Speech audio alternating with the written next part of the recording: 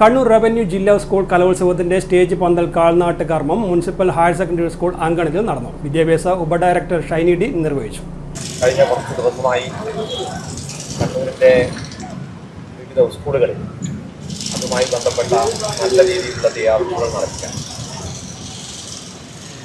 കലോത്സവത്തോടനുബന്ധിച്ച് ജില്ലയിലെ ഹെഡ് മാസ്റ്റർമാരുടെയും പ്രിൻസിപ്പാളുടെയും യോഗം ഉൾപ്പെടെ ഇതുവരെ നമ്മൾ നടത്താത്ത രീതിയിൽ വലിയ ക്രമീകരണങ്ങൾക്ക് വിദ്യാഭ്യാസ വകുപ്പ് നേതൃത്വം നൽകിക്കൊണ്ടിരിക്കുകയാണ്.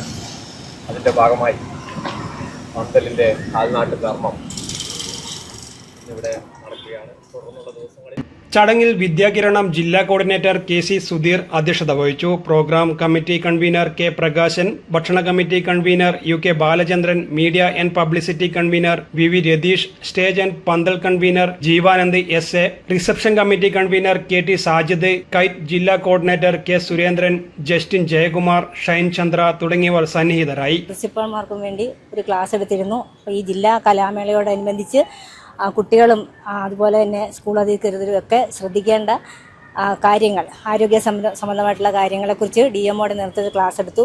അതിനുശേഷം ഉച്ചയ്ക്ക് ശേഷം പാചക വിദഗ്ധർക്ക് പ്രത്യേകം ക്ലാസ് നടത്തുകയുണ്ടായി.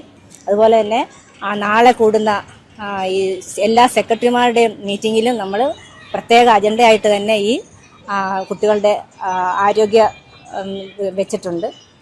അപ്പോൾ എന്തായാലും ഈ വർഷത്തെ ഈ കലാമേള വളരെ നല്ല രീതിയിൽ നടത്താനായിട്ട് എല്ലാവരുടെയും സഹകരണം ഒരിക്കൽ കൂടി അഭ്യർത്ഥിക്കുകയാണ്. 18 മുതൽ 22 വരെ വിവിധ സ്കൂളുകളിലാണ് കലോത്സവം നടക്കുക. News desk city news.